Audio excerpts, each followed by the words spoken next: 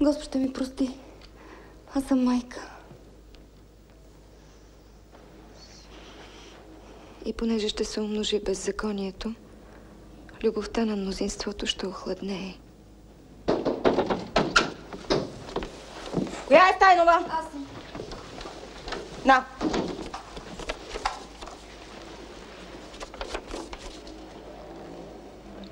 Къде е това село Слюдино? То си пише. Да. Силистренско. Без право на напускане. До кога? Завинаги. До кога трябва да се изнесем, питам? Веднага. Ще дойдете у нас, докато приберете багаж. Веднага трябва да напуснете града. Айде! Прибери си всичко! Не, каквото искаш да ми, само да не е тежко, да можеш да го носиш сам!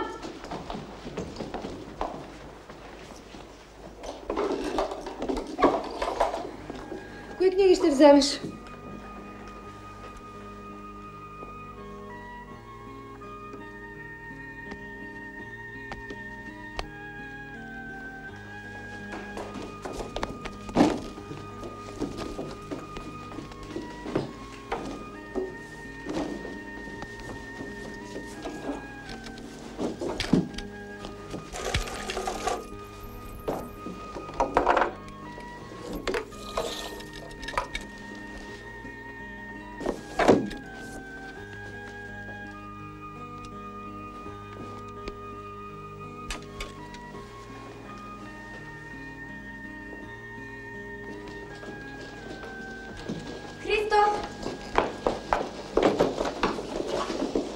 Моля ви се, оставете го, много е тежък. Аз ще се върна. Стъпи, Бобайко, дойдо ми. Айде, баба, слизайте, тук ще живеем, слизайте. Айде, Ниче, айде. Киргине, дойдо ми. Айде, ялте да свалим багажа. Айде, взимайте вълчите. Айде, мама, айде. Търчи, мама, търчи. Е, там. Това е нашата къща, мама. Айде, върти. Вземите чайници. Не, това. Чакайте, ба. Ко да вземеш носите, бе. Върти носите. Това няма да го взема я. Носите го ви. Айде. Дай. Маринка. Айде.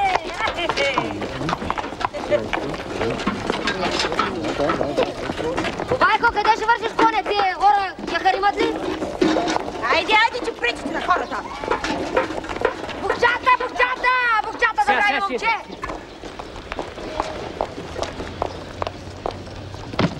Куфара. Аз ще го донеса. А къде има?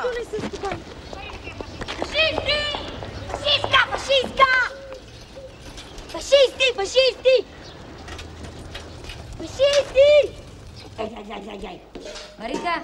Маринка, дай катърче на кака, майко. Така, дай не се катърче.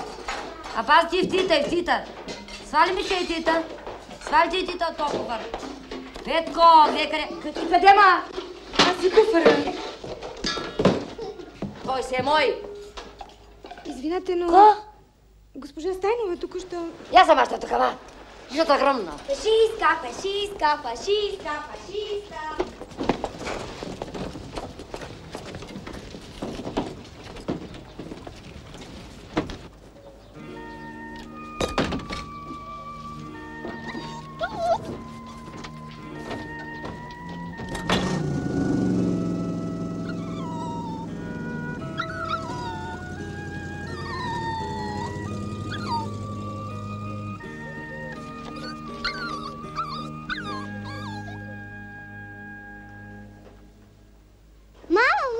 Ко найде, майка? Това златно. Мама ще ти направи нови 3 пирушки от твоите пиринчини. На мама детето. Рейте там, Петко, да намерите още злато.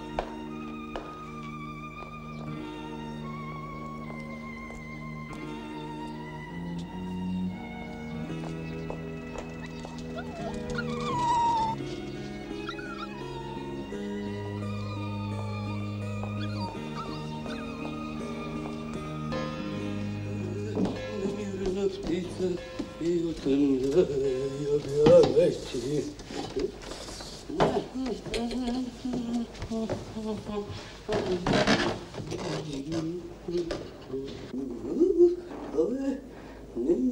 Птица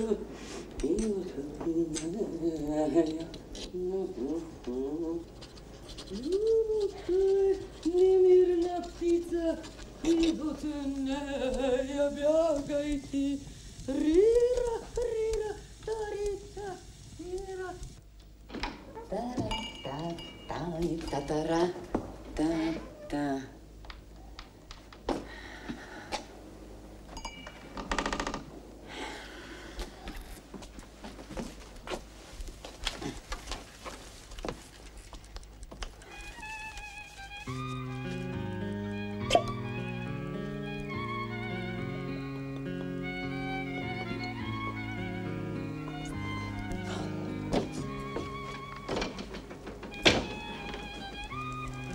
Какъв пасаж!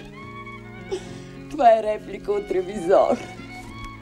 Аз играех дъщерята на ревизор.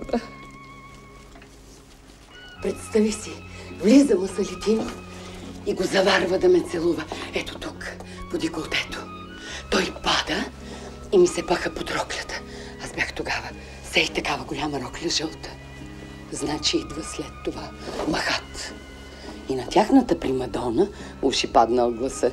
Нищо и нямало, после се разбра. Влиза в моята гримьорна Станиславски, сей такъв букет и ми казва: обличай се, душичко, и играй.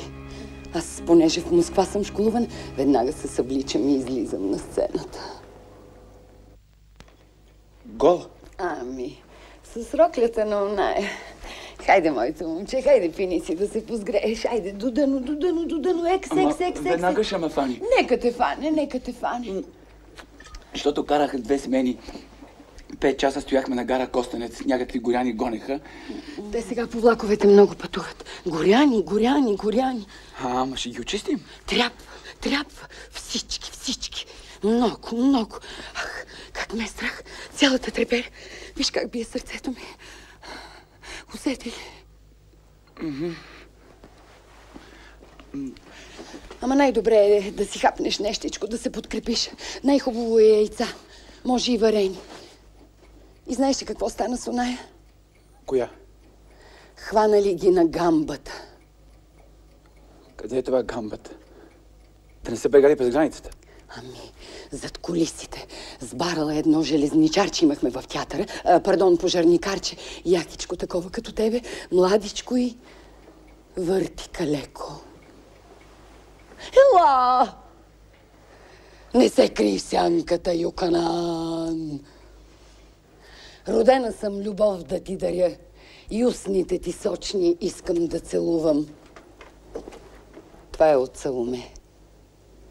Свалям последния вуал и оставам гола с едно гирданче.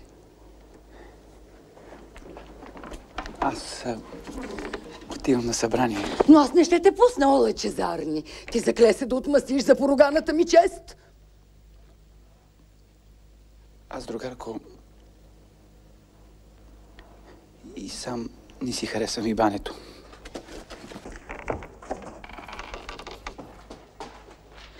Ах, какъв простак! Защо не ме прибереш, Господи? Защо намрази жените, Господи? Ти мъж ли си или си дядо? Дядо Боже! Бабичка! Бабичка си ти! И тази кона? Нали ви казах да я махате? Що сте и турилито яйце? Тя яйца не яде! Тя е девствена! И ти си девствена! И ти! Курвала! Ще се застрелям. Ще лапна пищова и пред вас ще се застрелям. И откъде ще го вземеш този пищов? Тогава ще се удавя. Отивам на Марица да се удавя. Да, с моето пълто. И халата е мой. И аз да не съм луда да тръгна гола в този студ. Да ми падне после гласа и кой? Кой ще ви оправя, ако не съм аз, ма сестро?